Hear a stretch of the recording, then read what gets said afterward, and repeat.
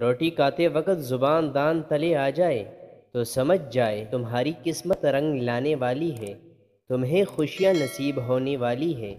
سیدھے راستے اور سیدھے لوگ اکثر لوگوں کو پسند نہیں آتے۔ کوشش کریں سب کچھ ٹوٹ جائے پر وہ مان نہ ٹوٹے جو کسی بہت اپنے نے خود سے زیادہ آپ پر کیا ہو۔ انسان ہمیشہ تکلیف میں ہی سکھاتا ہے، خوشی میں تو پچھلے سبق بھی بھول جاتا ہے۔ اگر کبھی آپ کا دل بلا وجہ ہی بے سکون ہو جائے تو جان لینا کہ آپ کی روح اللہ کا ذکر مانگ رہی ہے۔ وقت تو گزر ہی جاتا ہے، یاد رہ جاتا ہے تو بس اچھے اور برے وقت میں اپنوں کا رویہ۔ اچھی نیت والوں کو سکون ڈھونڈنا نہیں پڑتا، ان کے دل کسی بکھرے صبح کی طرح اجالے اور پرسکون ہوتا ہے۔ امیدیں انسان سے لگا کر شکوہ خدا سے کرتے ہو، تم بھی کمال کرتے ہو۔